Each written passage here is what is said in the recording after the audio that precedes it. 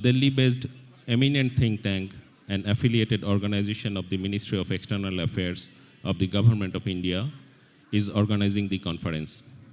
The conference, with the theme Peace, Prosperity and Partnership for a Resilient Future, aims at bringing friendly maritime partners together to discuss the ways and means of collaboration and to further enhance cooperation among the countries.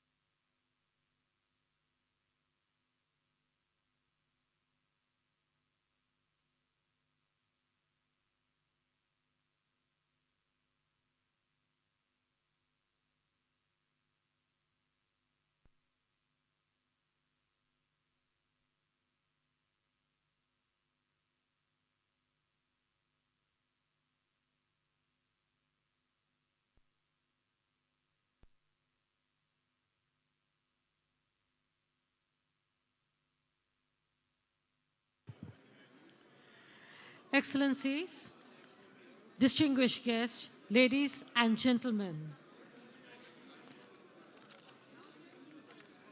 it is our immense pleasure that Her Excellency Sheikh Hasina, the Honorable Prime Minister of the Government of the People's Republic of Bangladesh, has kindly consented to grace the event as chief guest.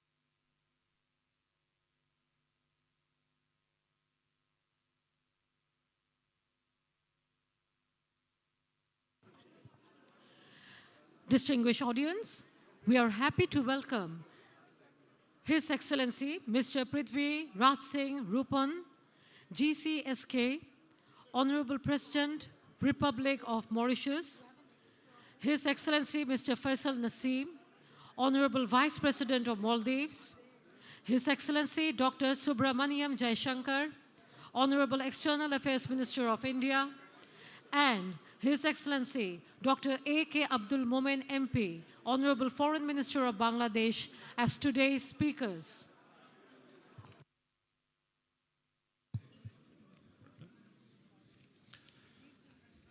Excellencies, distinguished guests, ladies and gentlemen, Honorable Prime Minister of the Government of the People's Republic of Bangladesh, Her Excellency Sheikh Hasina will be among us soon. I would humbly request you all to take your seats.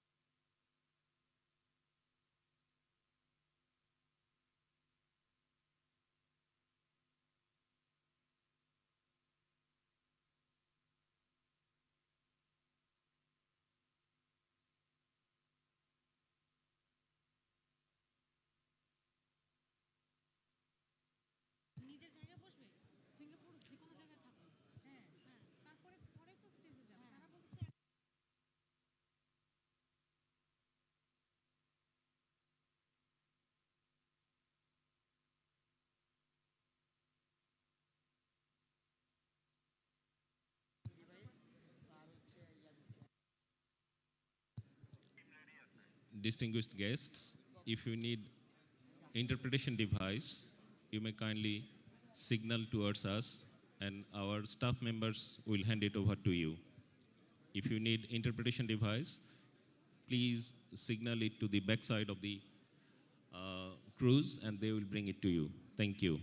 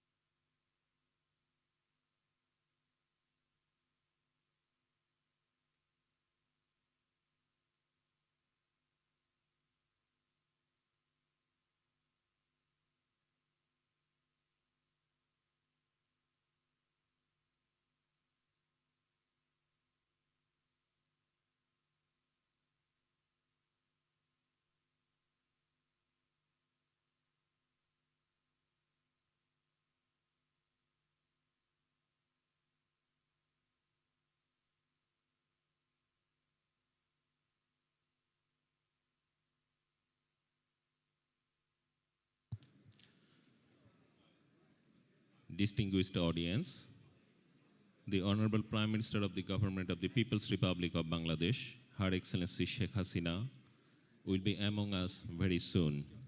You are kindly requested to take your seats.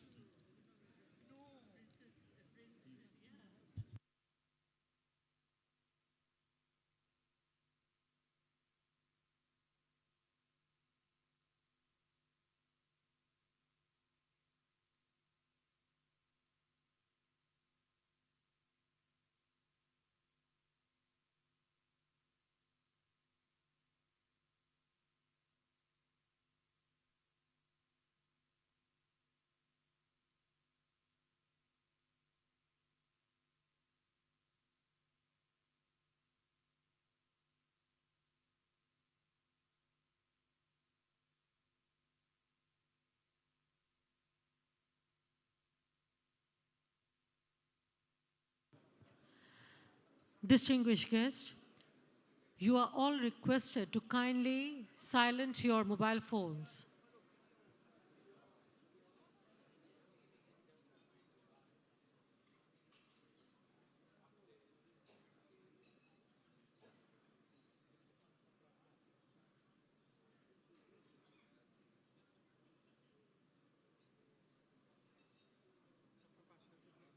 আপনি থাকবেন, বসুন।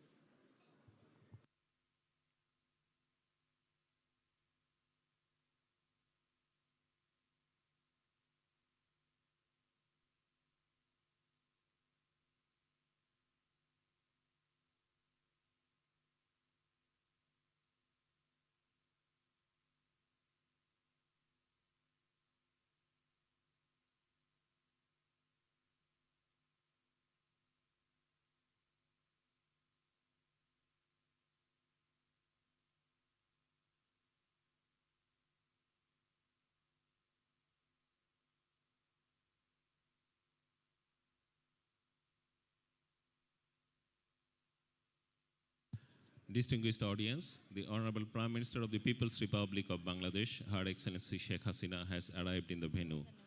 She will be among us in a few moments.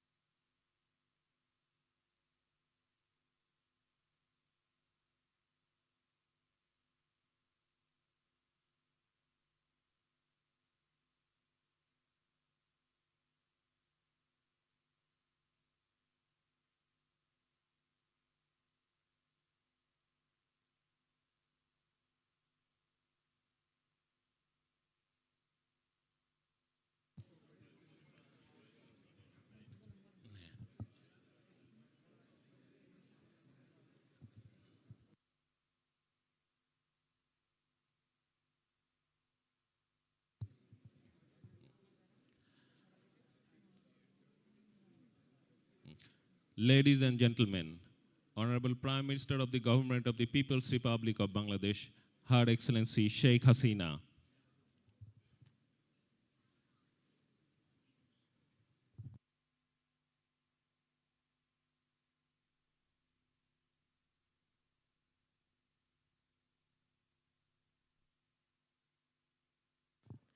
Excellencies, may I humbly request His Excellency Mr. Prithvirajsing Roopun, G.C.S.K, Honorable President, Republic of Mauritius, His Excellency Mr. Faisal Naseem, Honorable Vice President of Maldives, Her Excellency Sheikh Hasina, Honorable Prime Minister of the People's Republic of Bangladesh, His Excellency Dr. S Jaishankar, Honorable External Affairs Minister of the Republic of India, His Excellency Dr. Maliki Osman, Minister in the Prime Minister's Office and Second Minister for the Foreign Affairs of Singapore, and His Excellency Mr. Mohammed Shahriar Alam MP, Honorable State Minister for Foreign Affairs of the People's Republic of Bangladesh, to kindly take their seats on the dais.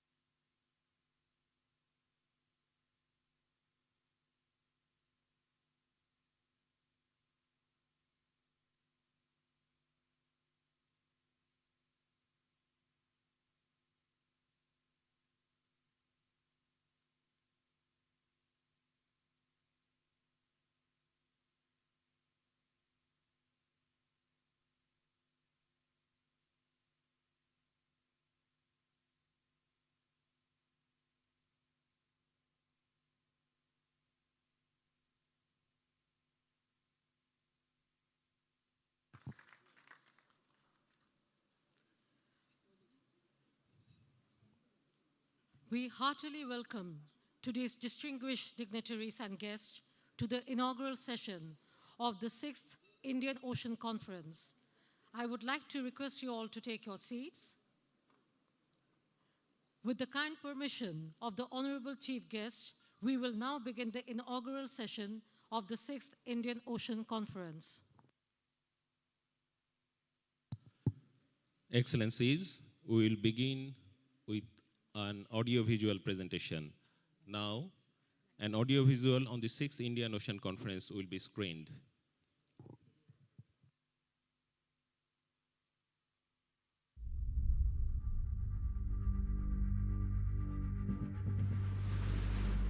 Gateway towards a resilient future. The Indian Ocean region matters today, arguably more than ever. This region has become the epicenter of international trade, technology, and strategic affairs. This region holds tremendous geopolitical, geoeconomic, and geostrategic importance. The vast maritime and continental expanse encompasses countries ranging from continental islands to tiny archipelagos and contains multiple culturally distinct entities. For thousands of years, seafarers, merchants, artisans, missionaries, and adventurers traded their goods, technologies, ideas, and faiths from one side of the ocean to the other. The Indian Ocean region faces many traditional and non-traditional challenges. Maintaining peace and fostering prosperity in the region is of paramount importance to the countries of the region. To this end, partnership and collaboration are essential to harness the available synergies for common good. With a vast reserve of natural resources and straddling the major supply chain routes, IOR has become an integral part of global strategic thinking. With a vision towards mutual growth and prosperity, the 6th Indian Ocean Conference will bring stakeholder nations together to discuss and deliberate on the theme of peace, prosperity, and partnership for a resilient future. As a maritime nation, Bangladesh has a policy geared towards a stable and peaceful maritime space. Bangladesh's founding father, Bangabandhu Sheikh Mujibur Rahman, envisioned maritime space as a zone of peace. Bangabandhu's philosophy on the maritime space has been continued till now by his dynamic and able daughter, Prime Minister Sheikh Hasina. Under her leadership, Bangladesh has adopted its long-term vision policy, the Delta Plan 2100, to make its land, rivers, and the ocean sustainable for future generations. Prime Minister Sheikh Hasina's government is working to ensure a safe and secure environment and safeguard marine resources for economic prosperity. Bangladesh is situated at the heart of the Indian Ocean region and believes that she has a stake in the future of this region. To this end, Dhaka welcomes all honoured guests and delegates to the 6th Indian Ocean Conference 2023 for deliberating, debating and discussing on how we can reach our common objective of a sustainable, resilient and prosperous future.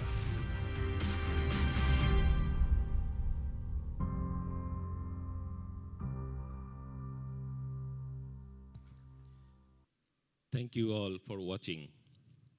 Excellencies, distinguished guests, may I request Dr. Ram Madhav, President of India Foundation, to come on the podium and address the audience. Mr. Ram Madhav. Excellencies, ladies and gentlemen, Namaskar, good evening, and Shubha Sandhya. Welcome to the 6th edition of the annual Indian Ocean Conference hosted by India Foundation, New Delhi, in association with the Ministry of External Affairs of Government of India and the Ministry of Foreign Affairs of Government of Bangladesh. Friends, Indian Ocean is the 3rd largest water body on Earth. It is stretching from the Persian Gulf to the states of Malacca. It's home to 38 nations with a population of over 2.5 billion. 1/4 of the world's humanity lives here. 1/4 of the world's economy is situated in this region. Almost 80% of the world's oil trade passes through this region, and about 60% of the container trade also passes through Indian Ocean region. This region has another very unique characteristic. The nations of this region are bonded together through a very strong cultural and civilizational history. From Indonesia to Iran, and from East Africa to the ASEAN, people stand testimony to this historic and cultural connect. Friends, Indian Ocean region has its own distinct character, identity, and its own challenges. The Indian Ocean Conference, started 6 years ago, is not an exclusive club or any alliance. It is a forum led by foreign ministers of India, Bangladesh, Singapore, and Oman with the objective of bringing together the leaders from the region, I'm putting from the region in quotes, and make them leaders of the region. It's like the Indian Ocean Parliament, where the stakeholders of the region come together to build a peaceful, free, prosperous, and inclusive Indian Ocean region to which the destinies of all our countries are tied. We have, in this year's conference, a ministerial participation from over 17 countries, and another 15 countries are represented by officials and scholars.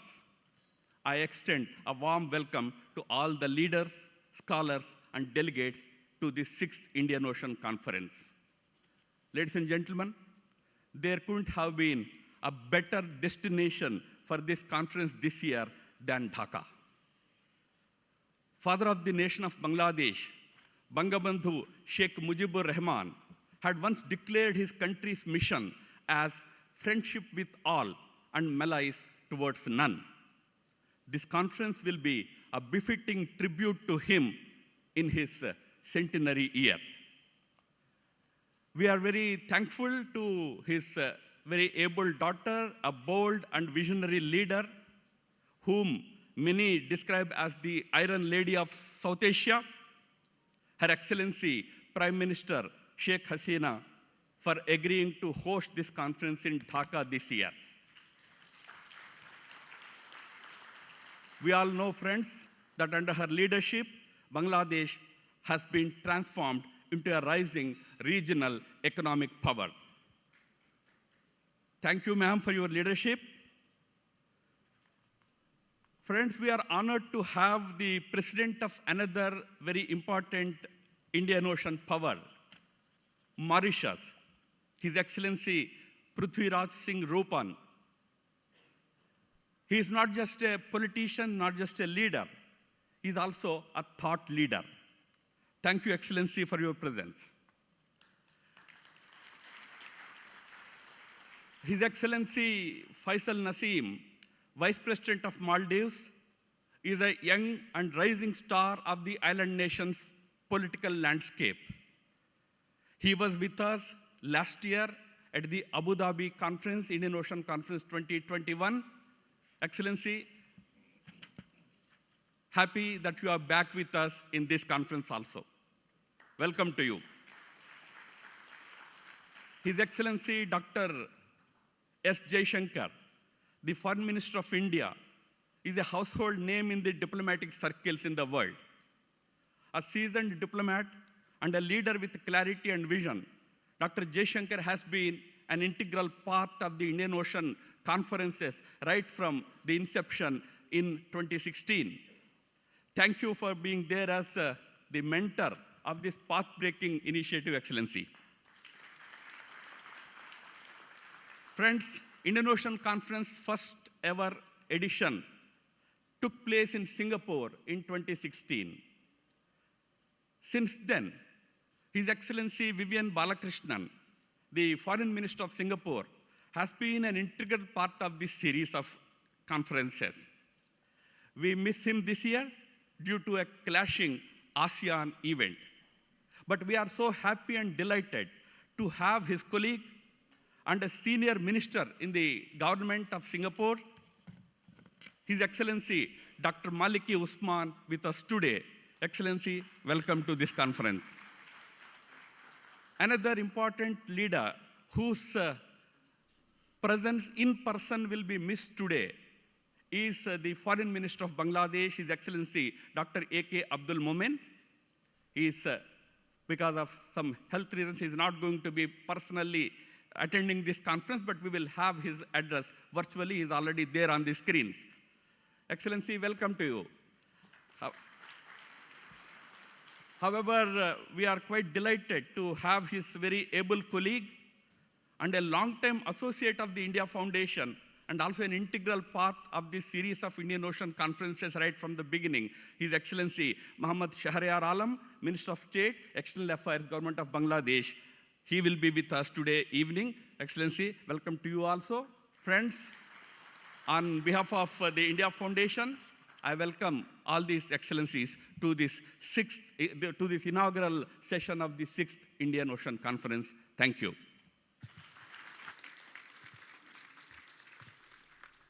Thank you, Excellency Ram Madhav, for your address. Excellencies, ladies and gentlemen, may I have the honor to invite the Honorable Foreign Minister of Bangladesh, His Excellency Dr. A.K. Abdul Momen MP, to deliver his welcome remarks. Honorable Foreign Minister will be joining us virtually. Thank you.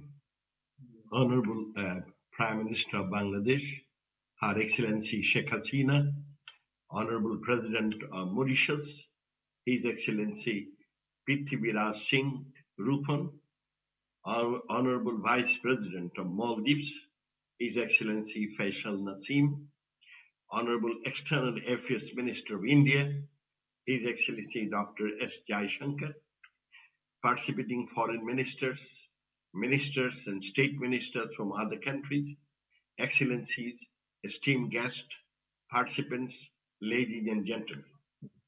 Assalamu alaikum, namaskar, and good evening to you all.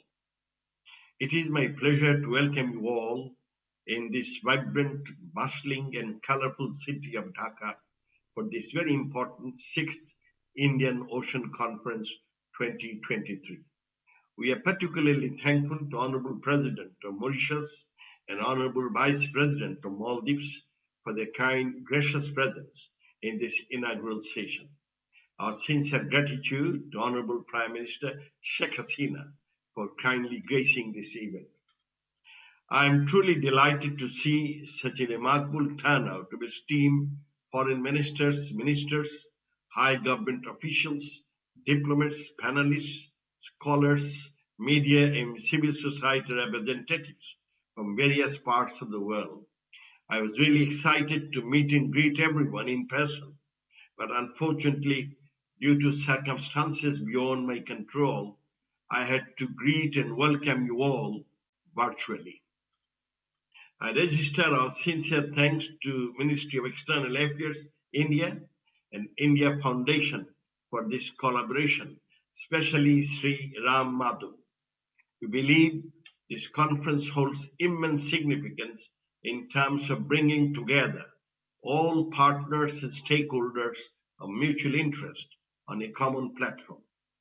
The opportunity to collaborate and exchange ideas will be invaluable to address the collective concerns for the global commons. This year, the conference is focusing on the theme, peace, partnership, and prosperity for a resilient future. It is my sincere belief that the theme is very apt and timely in light of the current challenges we are facing in the region and beyond. I'm sure the deliberation during the conference would be a catalyst in our collective efforts in advancing peace and prosperity towards a brighter and resilient future for the region. Excellencies, as we gather here today, I would like to pay my deepest homage to the greatest Bengali of all time, the architect of the independent sovereign Bangladesh, father of the nation, Bangabandhu Sheikh Mujibur Rahman. His acumen and prudence rightly realize the significance of the Bay of Bengal for the country's growth and development right after our independence. He enacted the Territorial Waters and Maritime Zones Act 1974, which was the first maritime act of South Asia, and it was adopted 8 years before UN's ITLAWS in 1982. Moreover, he also took the lead in initiating negotiations to resolve the issues of maritime boundary delimitation, ensuring that Bangladesh can explore and exploit its marine resources sustainably to promote the socio-economic growth of its people. All our development aspirations stem from our father of the nation, Bangabandhu Sheikh Mujibur Rahman's great vision of transforming Bangladesh into a prosperous nation. Distinguished guests, ocean has always played an important role in shaping international relations and economics. They are a crucial source of food and energy and are essential for global trade and transportation. Many ocean-based industries, including shipping, fisheries, renewable energies, and tourism, are essential for economic growth. The value of maritime trade has tripled over the past 15 years. The Indian Ocean region is a vital strategic area that connects the Asia-Pacific and African regions and has significant economic, political, and security implications. The Indian Ocean was once known as Ratnakara in the ancient Sanskrit literature, which means the maker of gems. Following its legacy from the past, even today, The region is poised to play a significant role in the global economy, sharing 64% of global population and 60% of world GDP. In the last few decades, the strategic importance of the Indian Ocean has been steadily increasing in terms of regional security, connectivity, peace, and prosperity. We end by saying the free, open, inclusive, peaceful, secure, and prosperous Indian Ocean region. Despite the significant potentials of Indian Ocean, it faces several challenges. Due to its geographic location and geomorphological conditions, the region is highly vulnerable. Therefore, it is critical for countries in the region to foster partnership and cooperation to ensure peace, stability, and prosperity. It is in line with that spirit we choose the theme of the conference, emphasizing on three P's: peace, partnership, and prosperity. We believe partnership in the region can ensure our broader goals of peace and prosperity for a resilient future. Ladies and gentlemen, partnership is particularly crucial in the region given the recent pandemic and the ongoing global economic conditions due to Russia-Ukraine war. At this critical juncture, we see larger economic and political rebalancing. On top of these, we have other existing challenges such as climate change, maritime security, terrorism, job creation, reducing poverty, and natural disasters. Therefore, fostering partnerships and cooperation is vital for recovery and building resilience in the region. Distinguished guests, under the visionary leadership Honorable Prime Minister Sheikh Hasina, Bangladesh economic growth has been impressive over the past decades, and it has achieved notable success in reducing poverty and improving other socioeconomic indicators. We are on the verge of graduating from the LDC status in 2026, and we have set our target to emerge as a Shunar Bangla, a developed country by 2041, as dreamed by our father of the nation, Bangabandhu Sheikh Mujibur Rahman. In pursuit of this vision, we look forward to promoting regional peace, stability, cooperation, and development. Because of its geographical location, Indian Ocean is crucial for Bangladesh, and we are committed to working with the Indian Ocean partners for socio-economic development as well as to promote peace, stability, and prosperity in the region. Before I conclude, I would reiterate that this conference will provide a valuable platform for sharing ideas, exchanging knowledge, and fostering meaningful collaborations. I'm sure during the deliberations in various sessions, the participants will engage in constructive and productive discussions to identify concrete measures to foster partnership and cooperation in the region for greater peace, prosperity, and ensuring a resilient future. Lastly, I'd like to reiterate the crucial significance of the Indian Ocean region, and it is therefore imperative for us to work together to ensure peace, stability, and prosperity. I wish you a happy stay in Dhaka and look forward to having a remarkable conference. I thank you all. Joy Bangla, Joy Bangabandhu.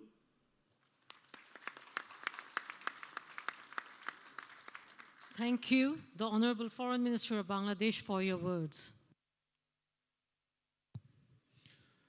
Ladies and gentlemen, now I have the pleasure to invite His Excellency Dr. Subramaniam Jaishankar, the Honorable External Affairs Minister of India, to the podium to deliver his keynote speech.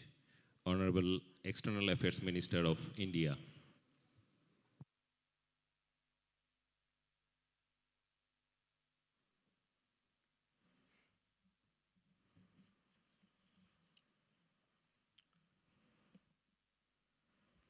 Excellencies, distinguished delegates, ladies and gentlemen, I'm very pleased to join you this evening at the inaugural session of the 6th Indian Ocean Conference. In these years, we have come a long way, and I compliment the organizers, India Foundation, for their commitment and perseverance. This particular conference has been made possible by a partnership with the government of Bangladesh. Let me appreciate the personal support and encouragement extended by Prime Minister Sheikh Hasina, reflected in her presence amongst us today. I also thank the President of Mauritius and the Vice President of Maldives, all the distinguished ministers, notable dignitaries, scholars, and experts who have joined us. Your attendance will add a richness and texture to our conversations over the next few days. Let me begin with Bangladesh itself, which released its Indo-Pacific Outlook on the 24th of April, 2023. By doing so, Bangladesh joined a number of countries ranging from the ASEAN and East Asia to Europe and North America in articulating its thinking on this important subject. Indo-Pacific is a reality and becoming more so with each passing day. It is a statement of our contemporary globalization and an underlining that we are getting past the framework of 1945. There are obviously nations who have a vested interest in perpetuating the past, as indeed they have in larger international relations, including the structure of the United Nations. But time does not stand still for anyone. Change has to be recognized. And I'm truly glad that Bangladesh has joined the company of those who have done so. Excellencies, ladies and gentlemen, I particularly note from the 4 guiding principles and the 15 objectives of Bangladesh's outlook its respect for the 1982 UN Convention on the Laws of Seas, UNCLOS. It is essential for the credibility of the global order that such foundational regimes are respected and scrupulously observed by all signatories. May I add that the views of Bangladesh are particularly noteworthy because of its standing as a progressive and successful developing economy that is making its fullest contribution to regional growth and prosperity. Let me now address the issue of the Indian Ocean. Because the world is understandably seized of the larger domain of the Indo-Pacific, we should not underplay the issues and challenges of one of its core constituents, the nations of the Indian Ocean. Our historical experience is somewhat different than those of the Pacific, even if we are joined at the hip. There are distinct issues that arise from regional identities, colonial experiences, and geopolitical relationships. Many nations of the Indian Ocean still address developmental challenges that may no longer be relevant in the Pacific. So, even while impressing the essential coherence of the Indo-Pacific, I would urge that we also focus determinedly on the Indian Ocean nations and their challenges. Within the Indian Ocean, we must recognize that there are distinct regions and ecosystems. The Bay of Bengal is a very good example. The countries in this geography have their particular aspirations and agenda, as well as their respective pathways towards progress. We are members of the BIMSTEC, an organization that is increasingly coming into its own.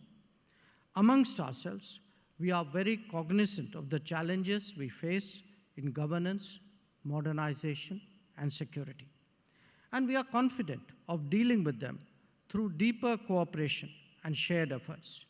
It is by nurturing such building blocks that we will make Indian Ocean, indeed the Indo-Pacific, stronger and more resilient.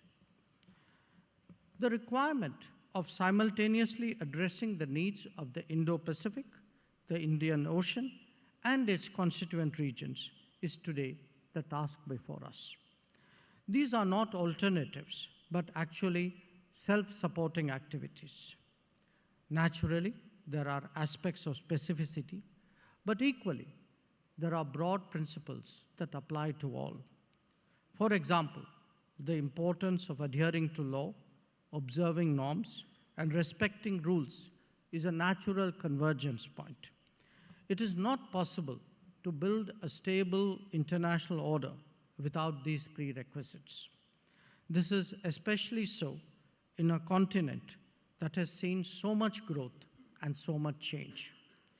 When nations disregard their legal obligations or violate long-standing agreements, as we have seen, the damage to trust and confidence is immense. It is therefore essential that all of us take the long view of our cooperation rather than a tactical one of our interests. A significant shared concern through the Indian Ocean is that of unsustainable debt generated by unviable projects. There are lessons from the last 2 decades that we ignore at our peril. If we encourage opaque lending practices, exorbitant ventures, and price points that are unrelated to the market, these are bound to bite us back sooner rather than later. Especially so when sovereign guarantees have been proffered, not always with due diligence. Many of us in the region today are confronting the consequences of our own past choices. This is time to reflect and reform, not one to repeat and reiterate. Connectivity is a particularly crucial issue for all of us. This is because the era of imperialism disrupted the natural linkages of the continent and created regional silos to serve its own ends. In many cases, the hinterland was disadvantaged to the benefit of coastal areas. Building back in the post-colonial era is a long, painful, and arduous task. It is still very much work in progress. How to restore, indeed enhance, flows between distinct regions is today of the utmost priority. For a nation like India, this means a land connect to Southeast Asia and a multimodal one to the Gulf and beyond. Central Asia offers its own distinct challenges due to the obstacles in between. Collectively, the more we work on facilitating smooth and efficient connectivity, the better off we all are. And obviously, we need to respect sovereignty and territorial integrity while doing so. Let me therefore underline that from India's perspective, efficient and effective connectivity to ASEAN in particular will be a game changer. We accord this the utmost priority. As nations of the Indian Ocean, we are united in our interest in the maritime sphere. Here too, there is much that we who inhabit this ocean must reflect on. The era where maritime spaces would be secured by others is now behind us. With each passing day, this is increasingly our shared responsibility. We must discharge that, sharply aware that global good should not be sacrificed at the altar of any national dominance. To do so, we must put in place bilateral, plurilateral, and regional tools and mechanisms to achieve our ends. It would mean exchanging information on white shipping, cooperating on coastal surveillance, or collaborating on maritime domain awareness. Diplomacy cannot rest content merely by articulating positions. It equally needs practical action to back it up. There are some global challenges that also merit regional consideration. Chief among them are climate action and counterterrorism. The universality of these concerns is by now well recognized. it is essential that our conversations aim to encourage common positions. We must also be conscious of the threats to social fabric posed by extremism and fundamentalism, taking advantage of democratic openness. The costs of not doing so are also starkly apparent to all of us today. Nations of the Indian Ocean are among those who lead the rise of Asia and the re-emergence of Africa. They have the responsibility today of shaping the narrative, shaping it about values, practices, and correctness. It is essential that their culture, history, and traditions are presented to the world. If we are to compare the relative weight of littorals, that of the Indian Ocean still has to play catch-up. Our challenge, indeed our responsibility, is to hasten that process. Allow me, therefore, to conclude by reiterating India's commitment to the well-being and progress of all nations of the Indian Ocean. We have dedicated bodies like the Indian Ocean Rim Association or the Indian Ocean Naval Symposium with their specific mandates. We expand on that belief through the Neighborhood First policy, the Sagar Outlook, and our approach to the extended neighborhood. Beyond that, we believe that a seamless transition into an Indo-Pacific is to our collective advantage. This is a gathering of like-minded to have an open and fruitful discussion on various dimensions of our cooperation. I wish the deliberation all success. Thank you.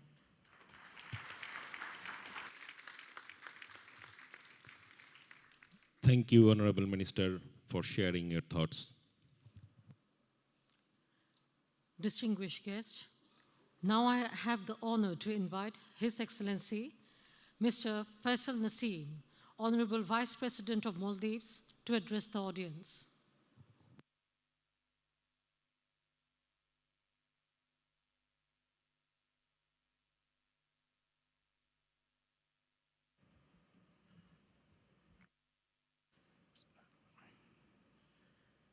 Chair of the Organizing Committee of the 6th Indian Ocean Conference, Honorable Prime Minister of the People's Republic of Bangladesh, Her Excellency Sheikh Hasina, distinguished ministers and head of delegations, distinguished representatives of the India Foundation, Excellencies, ladies and gentlemen, a very good evening to you all. Let me begin by thanking the government of the People's Republic of Bangladesh for the gracious hospitality extended to my delegation and I on this visit to Dhaka. I would like to congratulate Honorable Prime Minister, Her Excellency Sheikh Hasina, on hosting this conference in the beautiful metropolis of Bangladesh. I would also like to thank India Foundation for inviting me to share the views of the government of the Maldives on peace, prosperity, and partnership for a resilient future. This theme is highly relevant to the present-day realities and requirements for the sustainable development for all of us. Excellencies, ladies and gentlemen, a resilient and sustainable future is a choice that requires proactive measures that promotes transformation. It involves adaptive management, learning, innovation, and the leadership to manage risk and uncertainty. First, we must increase our engagements and unify our collective efforts to ensure peace in the region.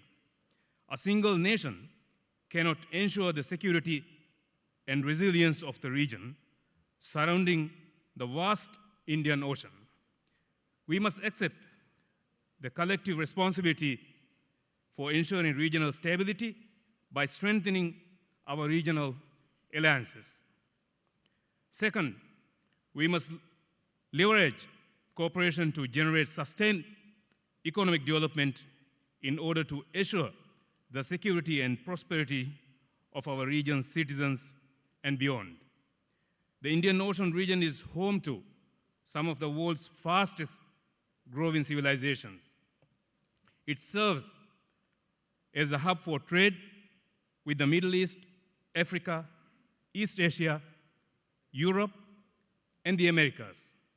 It is a responsibility, therefore, of all the nations to ensure peace, economic prosperity, environmental protection, and international rules in the region. President Ibrahim Saleh has made the security of the Indian Ocean a top priority. We are mindful of obstacles that threaten stable socio-economic progress in the Indian Ocean, including non-traditional security threats such as terrorism, human trafficking, irregular migration, drug smuggling, and illegal, unreported, and unregulated fishing. Degradation of ocean health, illegal exploitation of marine resources, and climate change are additional concerns in the region of the Indian Ocean. Small low-lying islands nations such as the Maldives are particularly vulnerable to climate pressures. The nations of the Indian Ocean are the most vulnerable as a number of their populations reside in low-lying coastal settlements. Third, we must establish partnerships based on mutual respect and trust. This is essential for resolving outstanding issues and promoting prosperity, sustainability, and stability in the Indian Ocean region through a rule-based approach. We should focus on development, actively engage in practical cooperation in business and trade, energy, science and technology, and exert considerable effort to better the lives of the populace. Our societies are becoming increasingly interconnected and interdependent, evolving as a community with a common future. The economic turmoil created by the COVID-19 pandemic, for instance, has revealed numerous vulnerabilities in the global supply chain and starkly reminded us of the important need to build and harmonize our international partnerships to guarantee undisrupted supply chains. As a country totally reliant on imports from food to fuel, the Maldives faced several challenges with the closure of borders during the pandemic. We had the good fortune of enjoying close relations with all our bilateral partners, especially with our close neighbors in the Indian Ocean, and our challenges were met with their prompt assistance. Excellencies, ladies and gentlemen, numerous solutions to the problems confronting the planet and humanity are already known. In reality, we cannot effectively address any of these challenges if we lack effective institutions that can regulate and monitor progress in all these domains. We must be mindful to recognize our deficiencies in this regard. The Maldives is committed to ensuring sustainable fishing practices and has joined the Indian Ocean Rim Association in 2019. IORA has been successful in uniting nations with a shared vision for the Indian Ocean, and the Maldives will stand firm in promoting the region's sustained growth and balanced development as a member of IORA. The Maldives is also an active member of the Colombo Security Conclave, with its focus on ensuring maritime safety and security in the Indian Ocean, terrorism and radicalization, cybersecurity and humanitarian aid, and disaster relief. The conclave has established frameworks for cooperation while also strengthening cooperation within the countries. Faced with these global challenges, I hope we will uphold the spirit of partnership, inclusiveness, openness, and intensified dialogue to increase mutual trust and coordination and work together to establish a prosperous and peaceful future for the region. This conference affords us a great opportunity to do precisely that. We are eager to benefit from the collective knowledge of our esteemed panelists, speakers, and guests so that we can make positive contributions to the many areas of shared interest.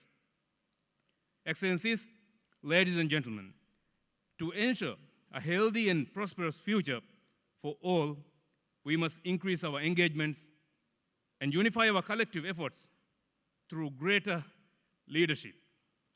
Let us remain steadfast in our commitments to regional peace and prosperity, uphold the spirit of partnership, inclusiveness, and transparency, and collaborate for a future of enduring peace and shared prosperity.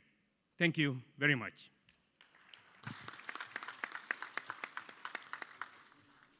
Thank you, the Honorable Vice President of Maldives, for your speech. Excellencies, distinguished presence. Now I am delighted to invite His Excellency Mr. Prithvirajsing Roopun, G.C.S.K, Honorable President of the Republic of Mauritius, to kindly share his remarks. Honorable President of the Republic of Mauritius.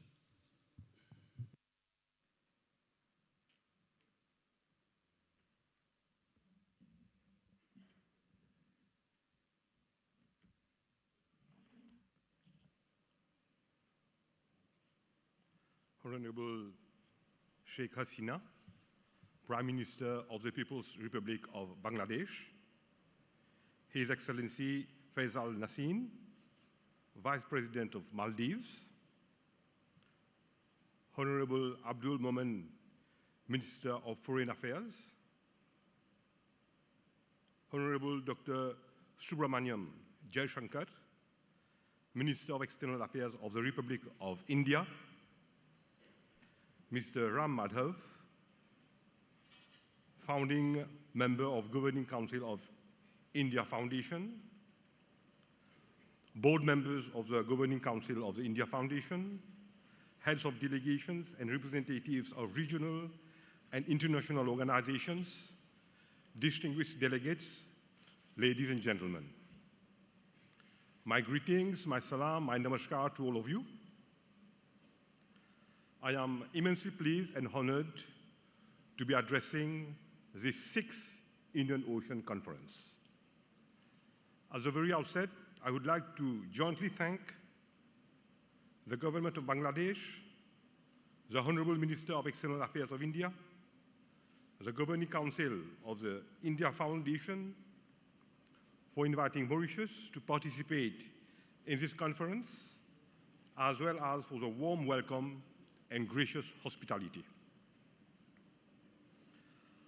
I feel also duty-bound to pay my tribute and profound respect to the father of the nation and founder of Bangladesh, Banglabandhu Sheikh Mujibur Rahman.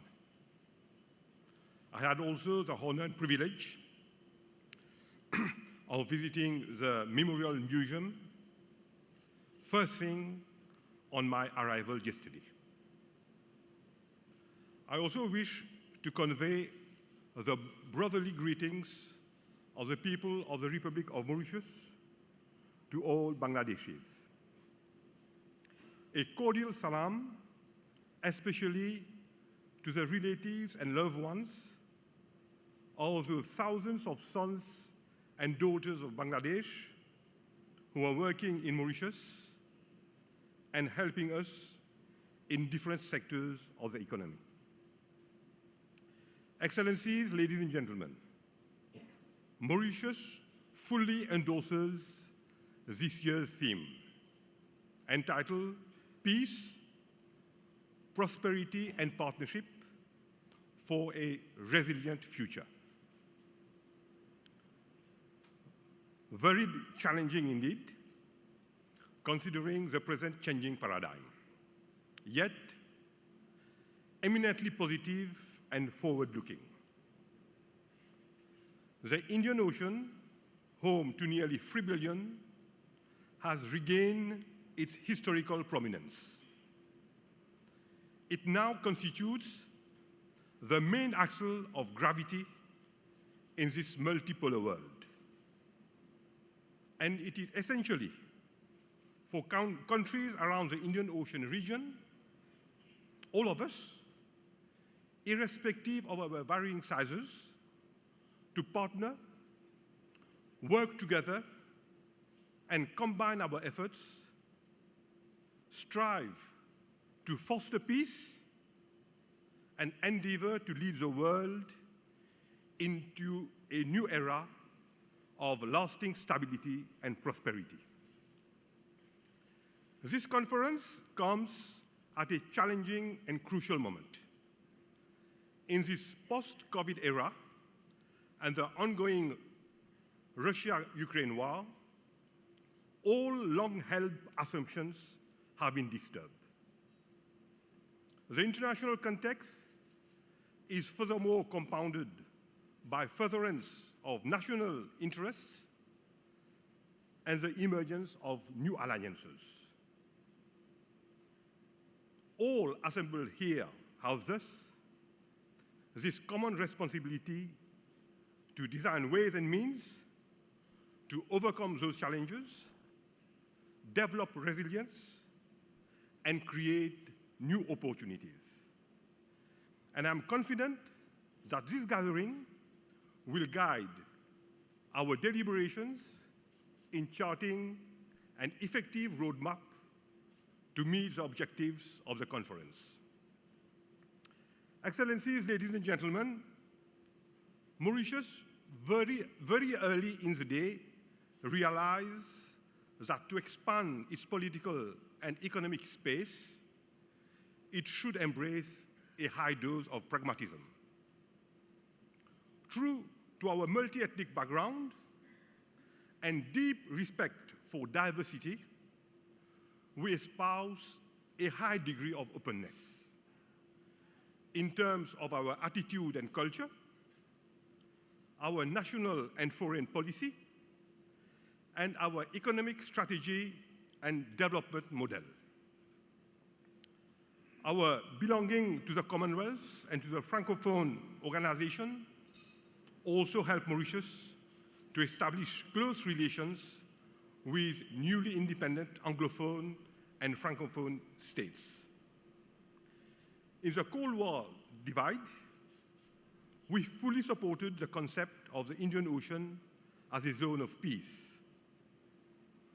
Mauritius also stepped in the realm of international relations as a small island developing state to voice our specificities on social, economic, and environmental challenges, particularly climate change.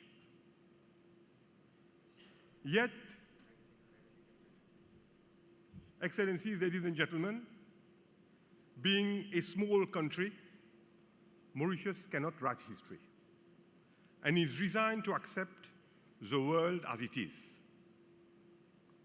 At the dawn of our independence, Mauritius had its territory dismembered. The Chagos Archipelago was detached by the then colonial power in clear violation of international law and the UN General Assembly Declaration. We have persistently maintained that in so doing, our decolonization remained incomplete, and we have been fighting for full sovereignty over the Chagos Archipelago.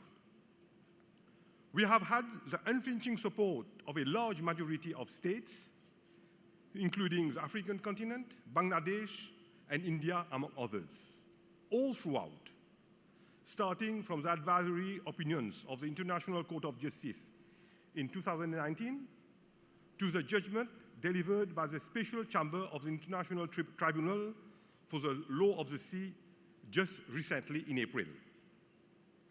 We pray for continued support from all of you so that at the earliest, Mauritius can have full and effective sovereignty over the Chagos Archipelago.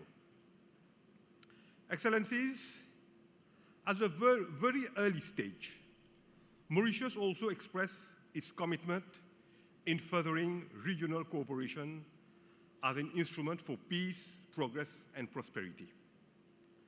We developed special relations with all countries within our region and the African continent. India, given our shared people-to-people history, ever since the establishment of diplomatic relations as early as 1948 and up till now, has remained a strategic partner accompanying Mauritius in its development process.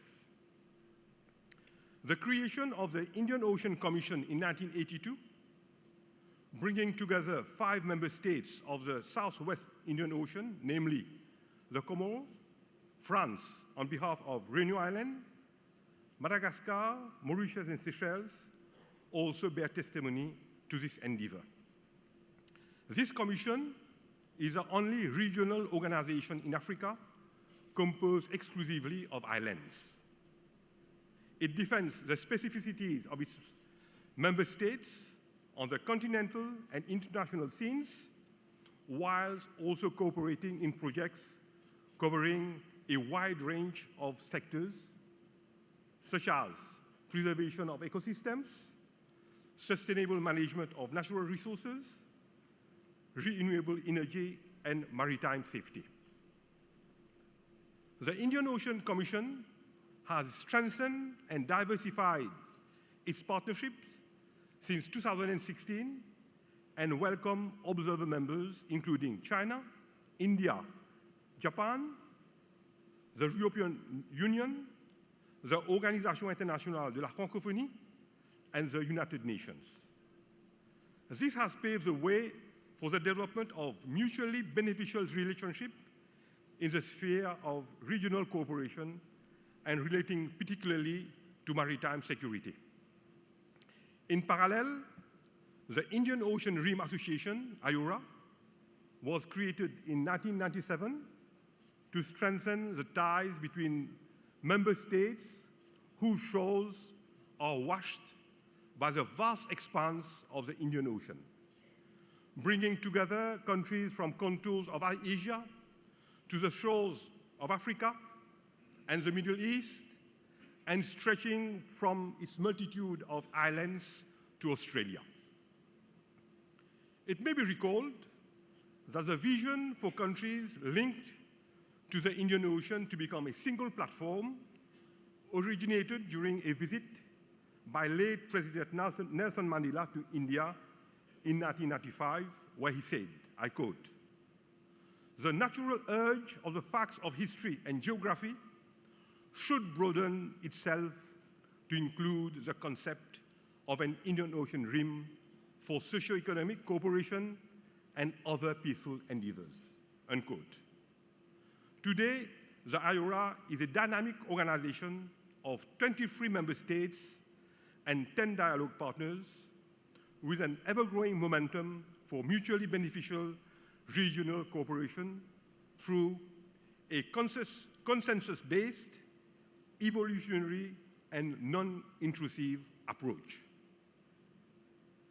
Excellencies, security is at the core of peace and prosperity.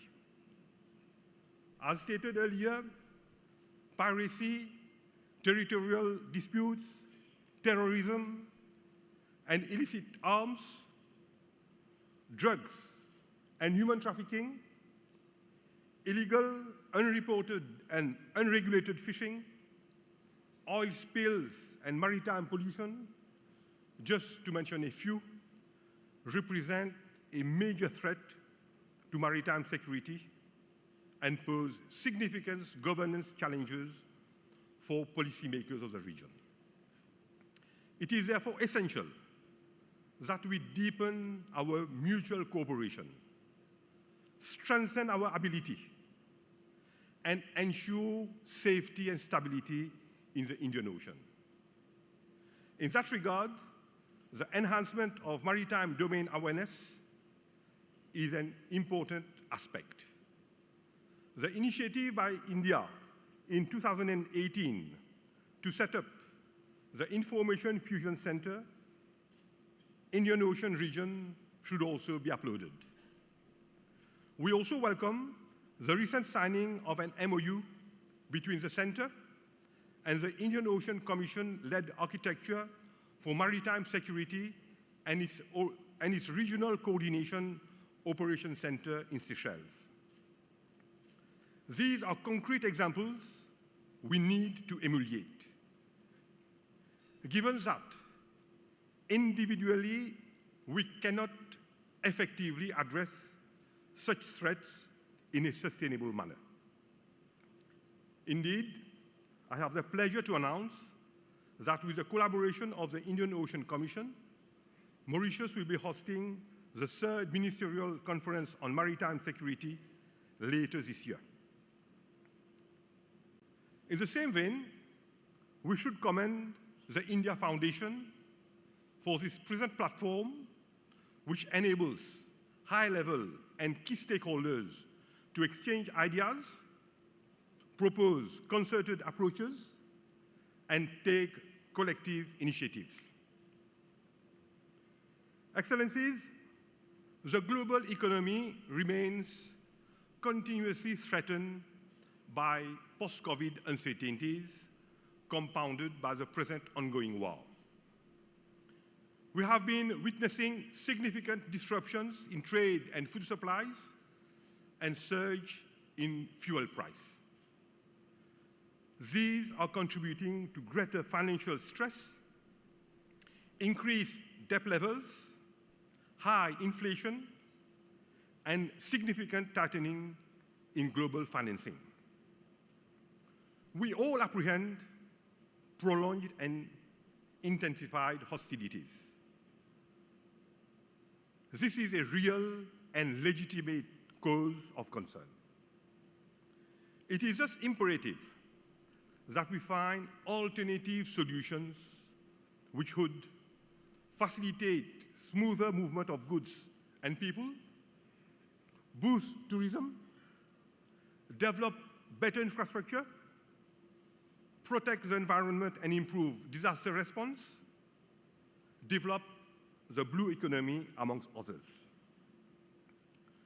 To improve maritime connectivity, reflections are being undertaken by Mauritius on how to set up feeder maritime services.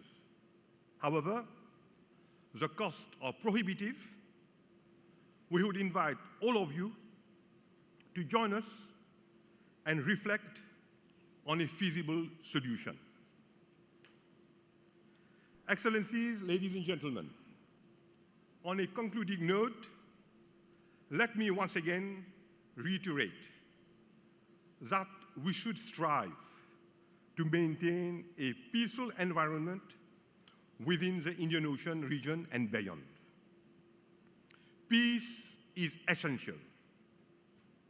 Without peace, there is no prosperity. But prosperity also demands that we look beyond our diverse national ambitions. No country, big or small, has the ability to build a resilient future on its own. Thus, we should all partner. We need collective actions among regional organizations, governments, the private sector, and civil society. We should all endeavor to build trust, identify our common objectives, and collectively move towards our set goals, with the ultimate aim of boosting peace and prosperity. Let us start by working on regional projects which have the potential to yield positive outcomes for the betterment of our people. With this expectation, I thank you for your kind attention and wish all success to the 6th Indian Ocean Conference. Thank you.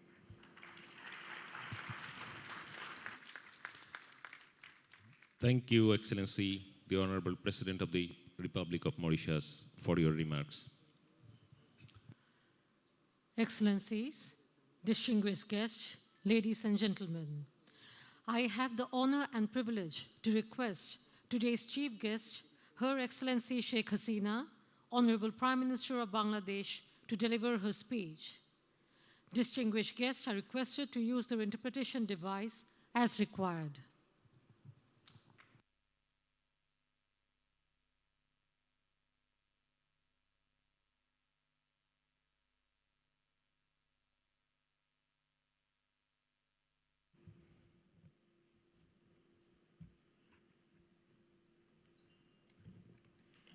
বিসমিল্লাহির রহমানির রহিম।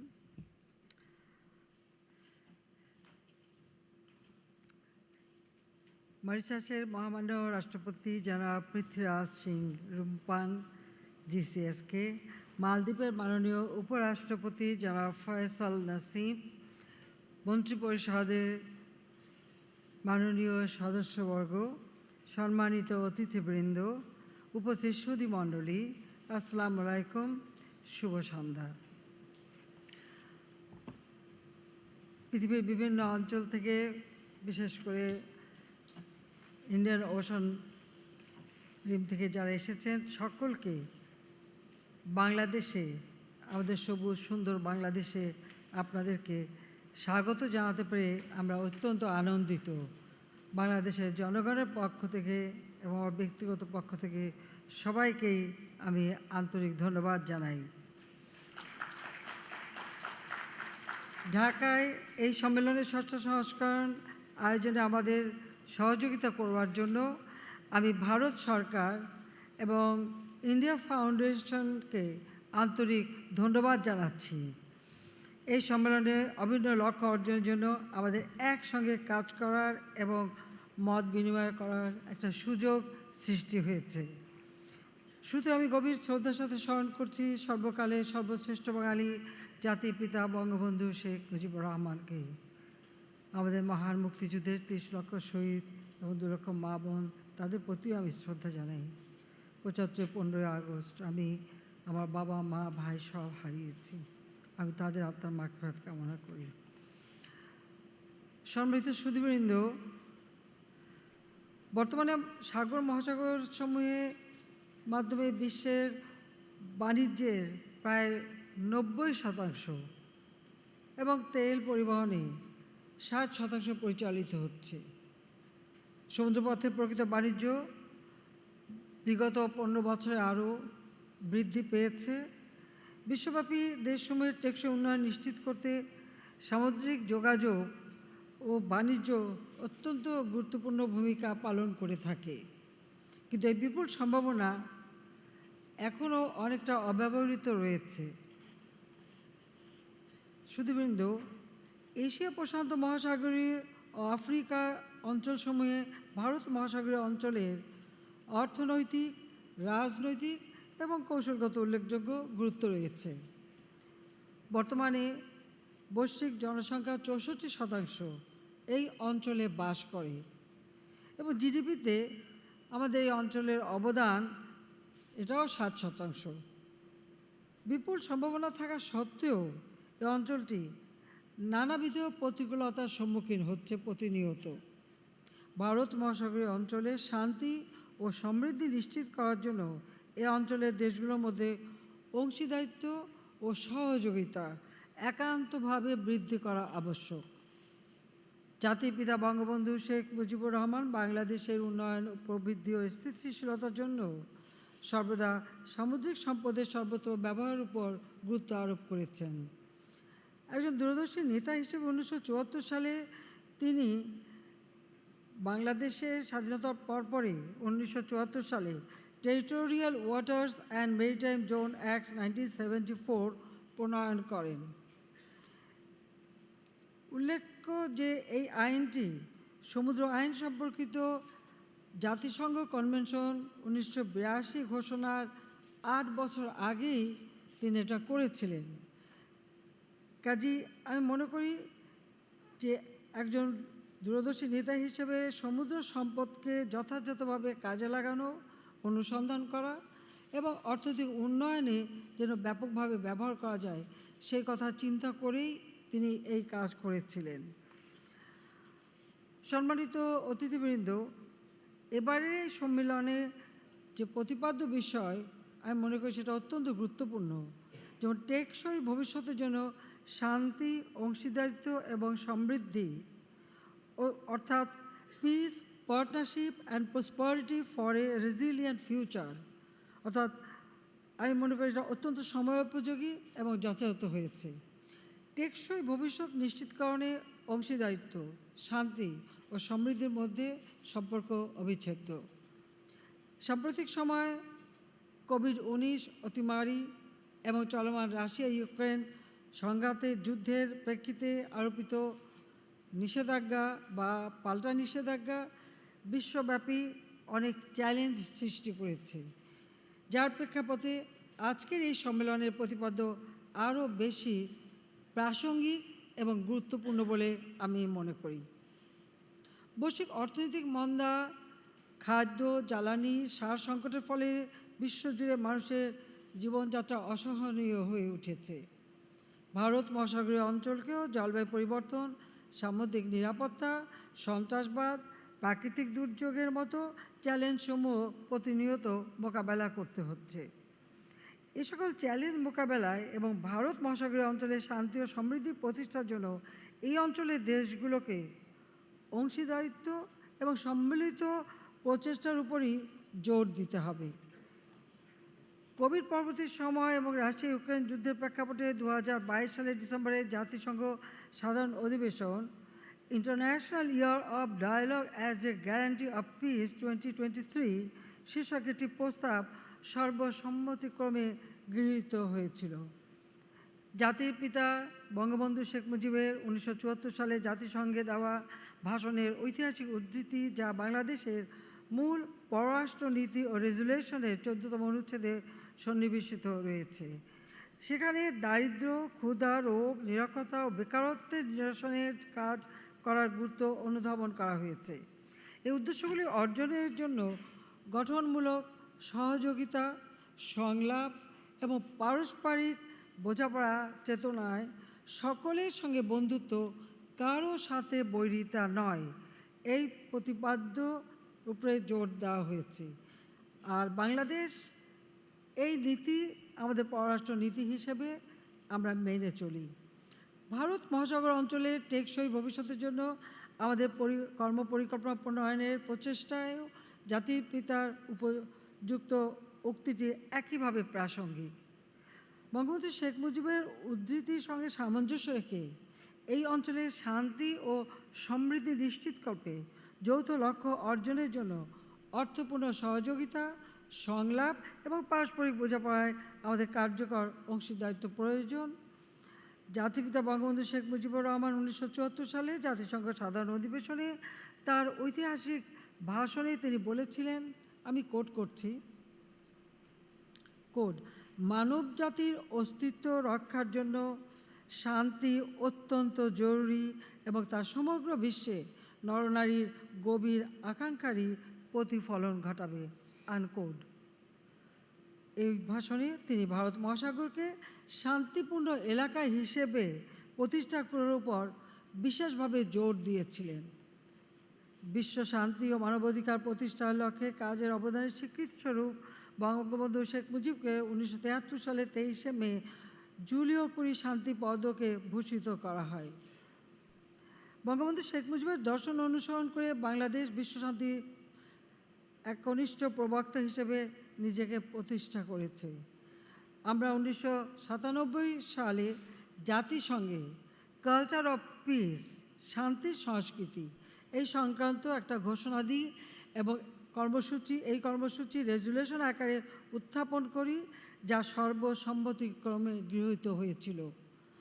এরই ধারাবাহিকতায় জাতিসংঘ 2000 সালকে international year of culture of peace হিসেবে ঘোষণা করে এবং 2001 থেকে 2010 সকলকে culture of peace and the decade of non violence হিসেবে ঘোষণা করে।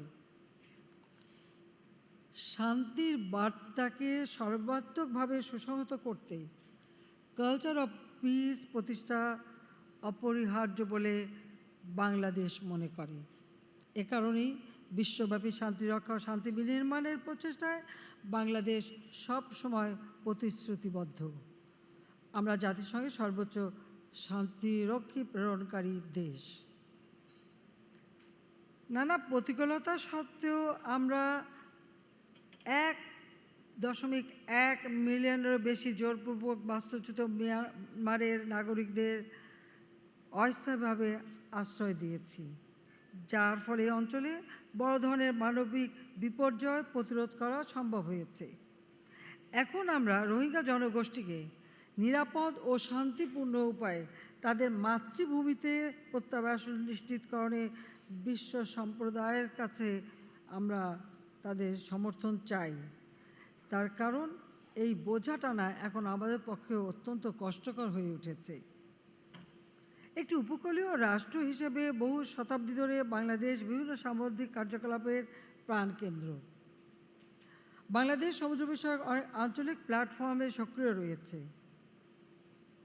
বর্তমানে Bangladesh Indian ocean rim association এবং council of the international sea bed অথরিটির সভাপতি হিসেবে দায়িত্ব পালন করছে। সম্মানিত উপস্থিতিবৃন্দ, গত এক দশকে বাংলাদেশ আর্থসামাজিক উন্নয়ন এবং সামাজিক ন্যায় বিচার প্রতিষ্ঠা উল্লেখযোগ্য অগ্রগতি সাধন করেছে। বাংলাদেশ এখন বিশ্বের 35তম বৃহত্তম অর্থনৈতিক দেশ।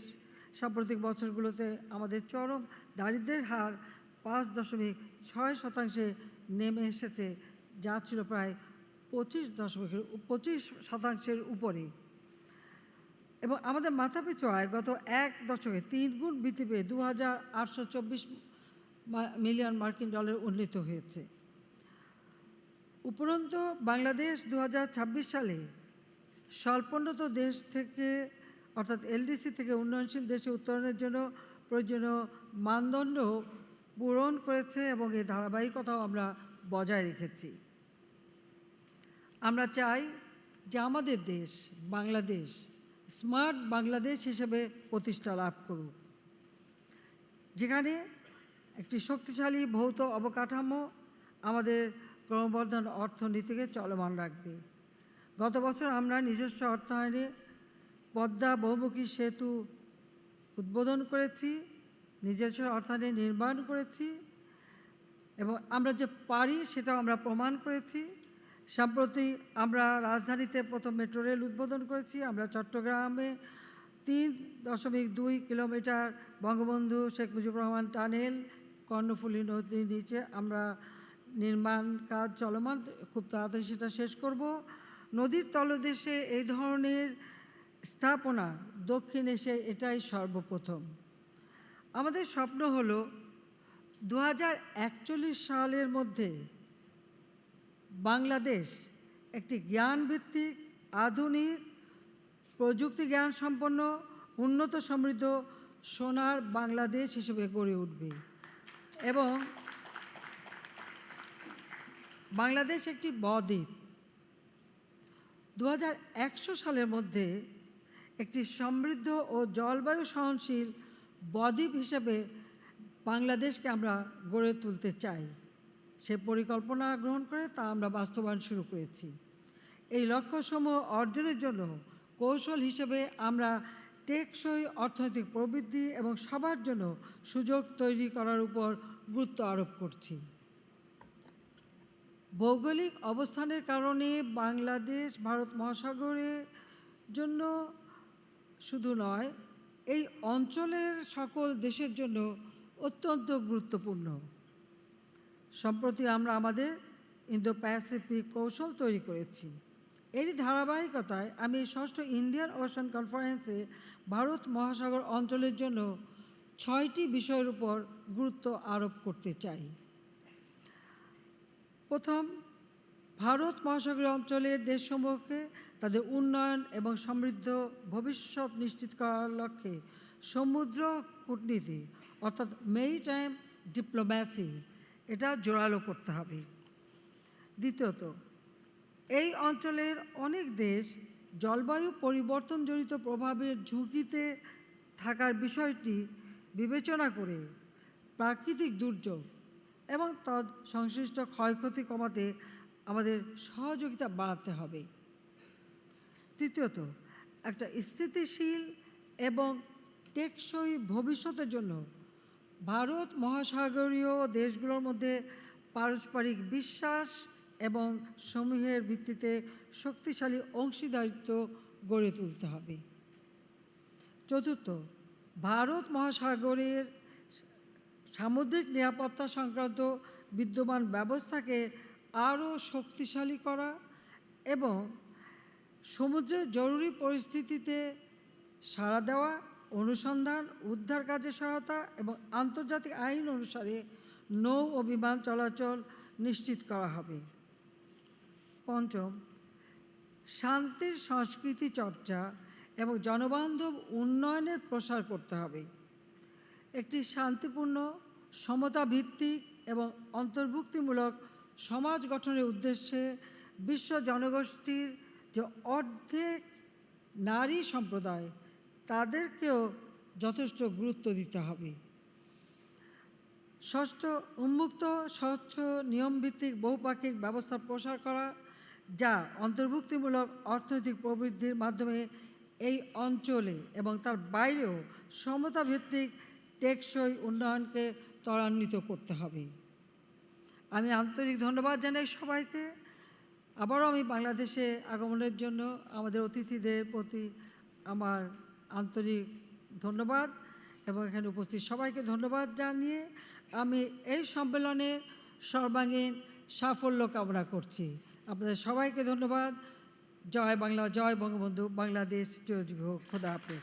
ধন্যবাদ।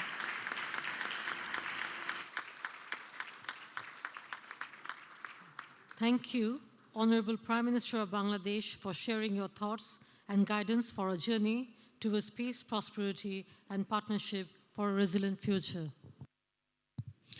Excellencies, now it's time for a family photo.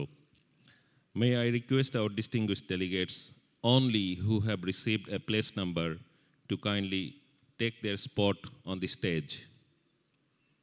Delegates only who have received a place number kindly take their spot on the stage.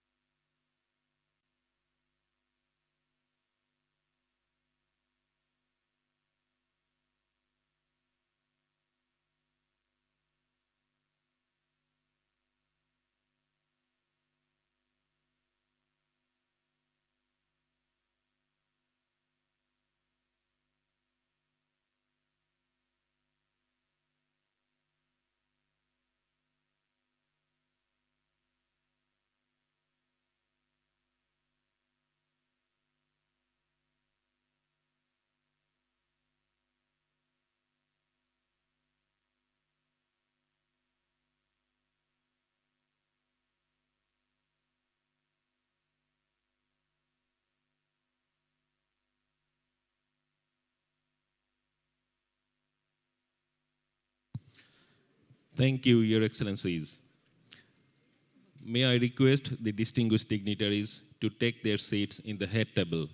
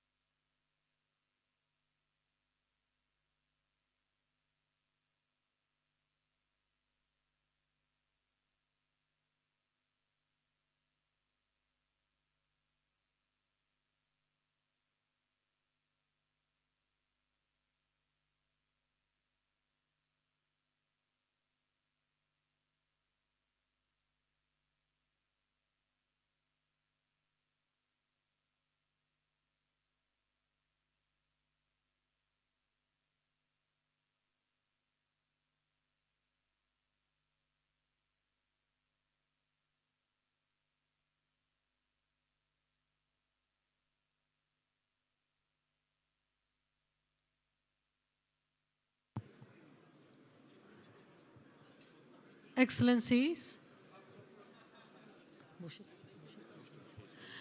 may I request everyone to please take their seats.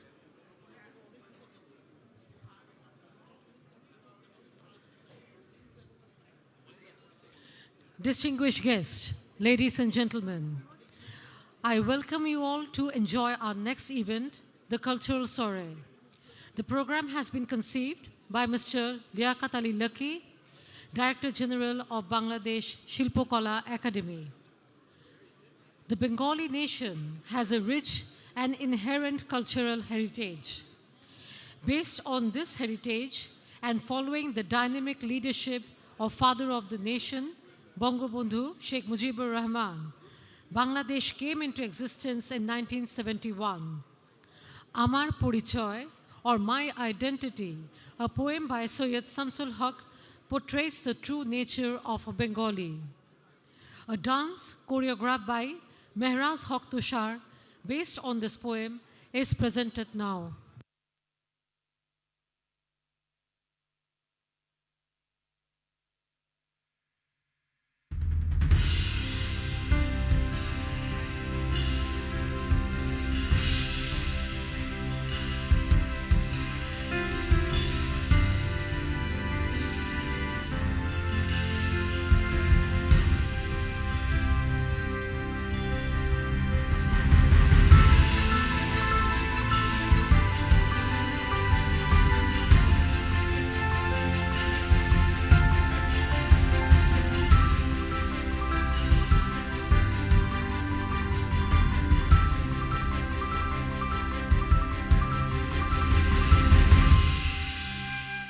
আমি জন্মেছি বাংলায়, আমি বাংলায় কথা বলি, আমি বাংলার আলপথ দিয়ে হাজার বছর চলি।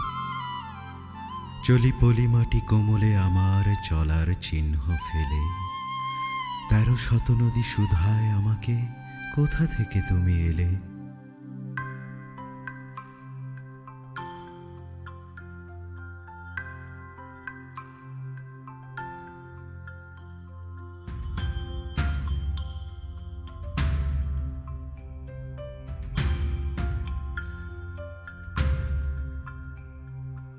আমি তো এসেছি চর্যাপদের অক্ষরগুলো থেকে, আমি তো এসেছি সওদাগরের ডিঙার বহর থেকে, আমি তো এসেছি কৈবর্তের বিদ্রোহী গ্রাম থেকে, আমি তো এসেছি পাল যুগ নামে চিত্রকলার থেকে।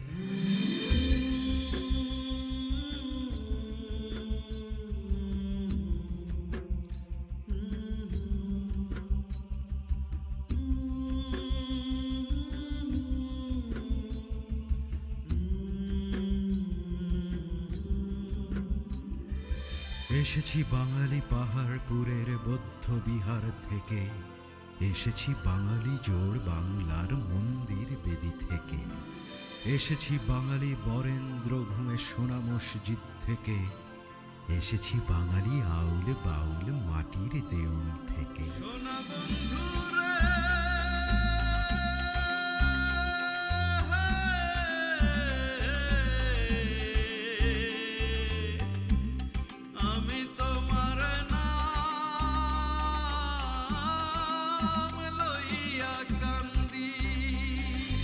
আমি তো এসেছি সার্বভৌম বারো ভূঁইয়ার থেকে, আমি তো এসেছি কমলার দিঘি মহুয়ার পালা থেকে, আমি তো এসেছি তিতুমির আর হাজি শরীয়ত থেকে, আমি তো এসেছি গীতাঞ্জলি ও অগ্নিবীণার থেকে।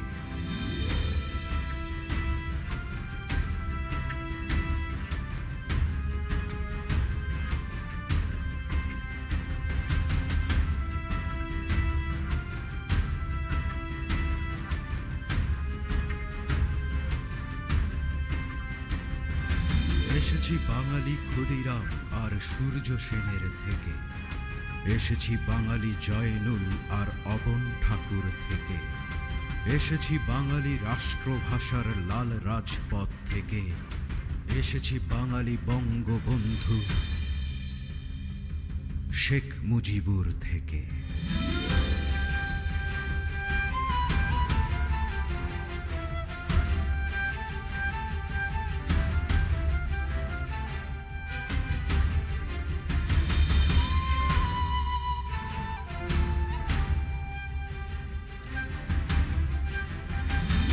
যে এসেছি জয় বাংলার বজ্রকণ্ঠ থেকে, আমি যে এসেছি ৭১-এর মুক্তিযুদ্ধ থেকে। এসেছি আমার পেছনে হাজার চরণ চিহ্ন ফেলে, শুধাও আমাকে এত দূর তুমি কোন প্রেরণায় এলে।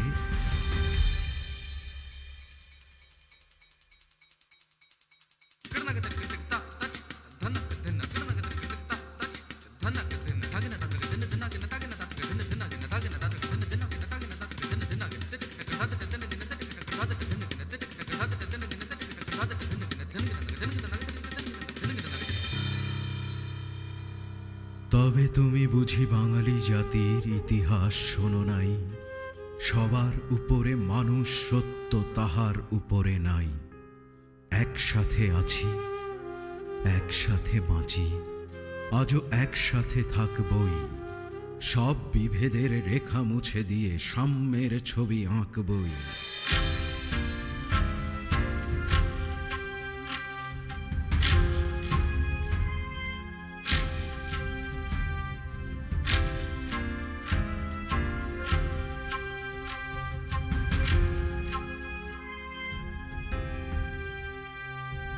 পরিচয় আমি বাঙালি, আমার আছে ইতিহাস গর্বের, কখনোই ভয় করি না কো আমি উদ্যত কোনো খড়গে। শত্রুর সাথে লড়াই করেছি, স্বপ্নের সাথে বাস, অস্ত্রেও শান দিয়েছি যেমন শস্য করেছি চাষ। একই হাসি মুখে বাজায়েছি বাঁশি, গলায় পড়েছি ফাঁস, আপোষ করিনি কখনোই আমি, এই হলো ইতিহাস।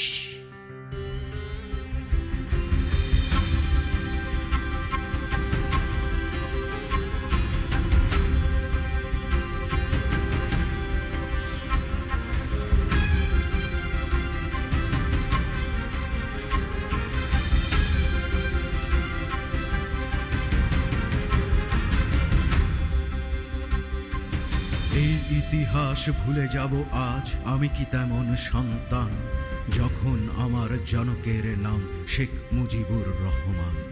তারই ইতিহাস প্রেরণায় আমি বাংলায় পথ চলি, চোখে নীল আকাশ বুকে বিশ্বাস পায়ে উর্বর পলি।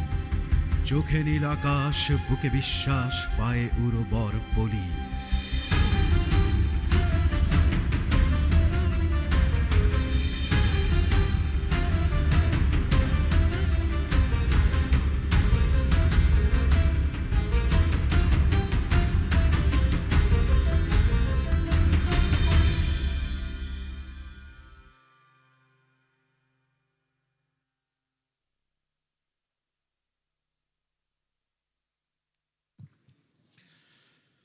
Bangladesh has many ethnic groups living harmoniously in various parts of the country. While Chakma is the largest ethnic group, we also have Marma, Mro, Lusai, Pankhao, Tripura, Shautal, and Manipuri, among others. Each of these groups has its distinct language and culture. Directed by FIFA Chakma, we will now see a colorful presentation by the ethnic groups of Bangladesh.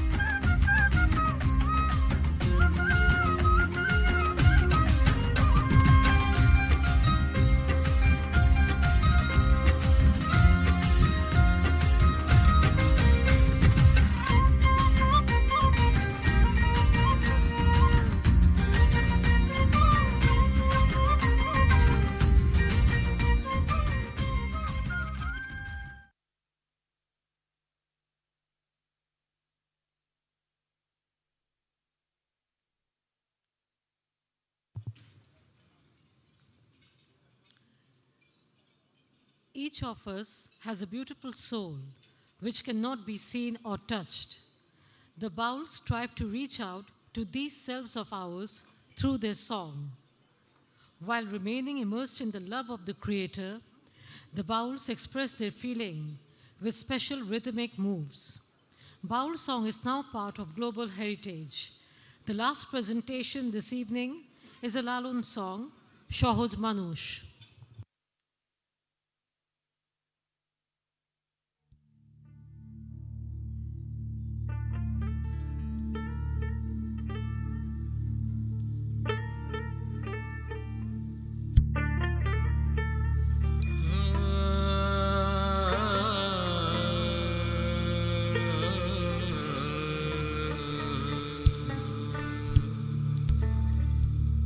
সত্তর সুপাত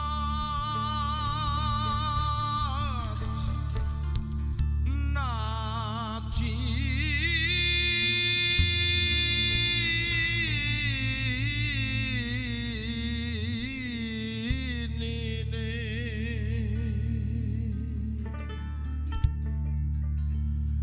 পাবিনে মানুষের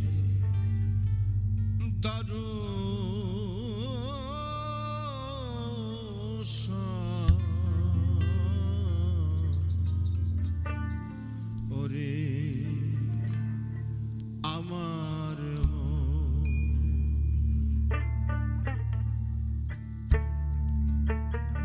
আল্লাহ কে বোঝে তোমার অপার নীলে আপনি আল্লাহ ডাকো আল্লাহ বলে।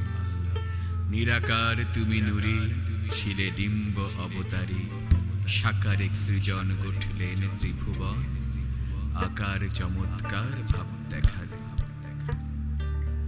নৈরাকারে নিকুম্বর ধ্বনি তাই তো সত্য সবাই জানে আগমের ফুল নিগুমের রাসূল এসে আদমের ধরে জান হইলে ভবে কেউ কারো নয় দুঃখের দুঃখী ভবে কেউ কারো নয় দুঃখের দুঃখী আল্লাহ বলো মনরে পাখি একবার মাওলা বলো মনরে পাখি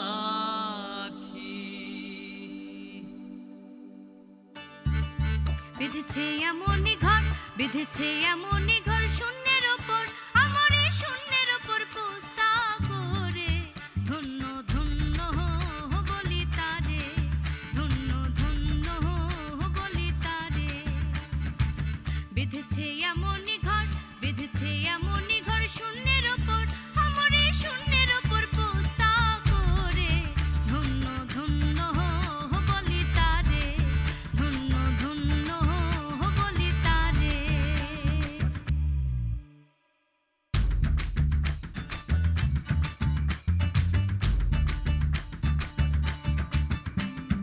উপর নিচে সারি সারি সারি না দরজা দাঁড়ি উপর নিচে সারি সারি সারি না দরজা দাঁড়ি লালন কয় যেতে পারি লালন কয় যেতে পারি কোন দরজা খুলে ঘরে ধন্য ধন্য বলি তারে ধন্য ধন্য বলি তারে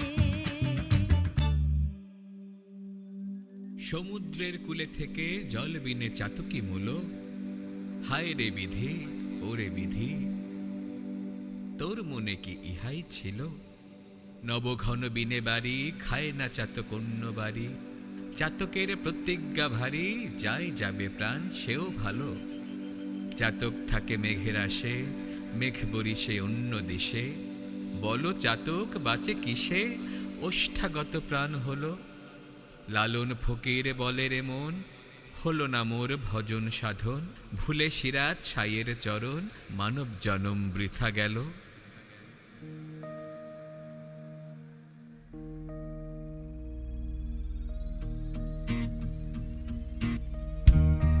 জানো না মন খালে বিলে থাকে নামি জল শুকালে জানো না মন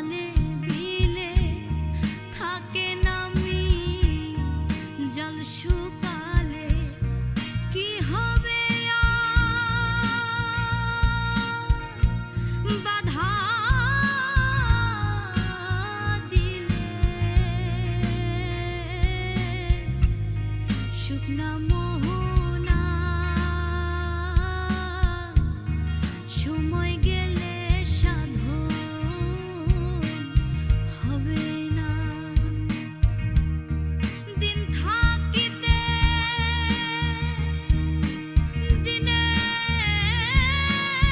দিনের সাধন কেন করলে না সময় গেলে সাধন হবে না সময় গেলে সাধন হবে না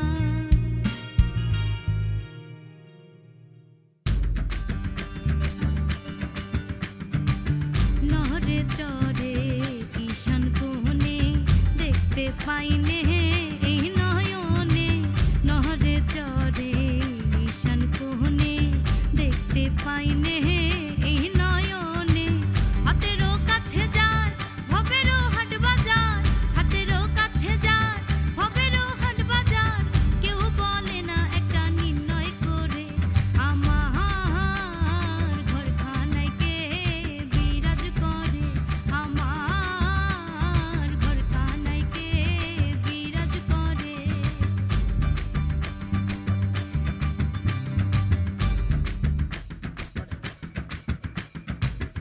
আপন ঘরে খবর হয় না বাঞ্ছা করি পরকে চেনা আপন ঘরে খবর হয় না বাঞ্ছা করি পরকে চেনা লালন বলে পর বলতে পারমিশন লালন বলে পর বলতে পারমিশন সে কি রূপ আমি কি রূপ ফেরি আমার ঘরখানায় কে বিরাজ করে আমার ঘরখানায় কে বিরাজ করে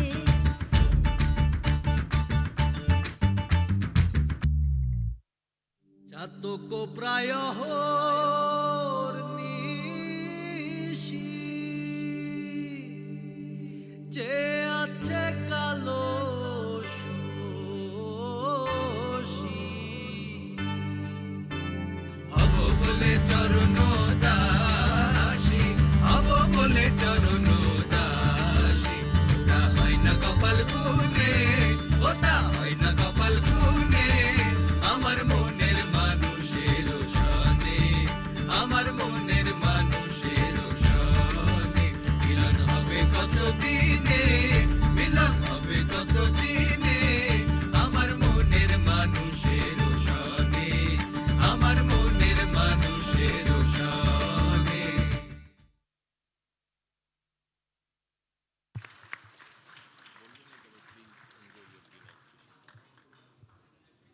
We thank you all for gracing the program with your presence, and we hope you have an enjoyable dinner. Thank you.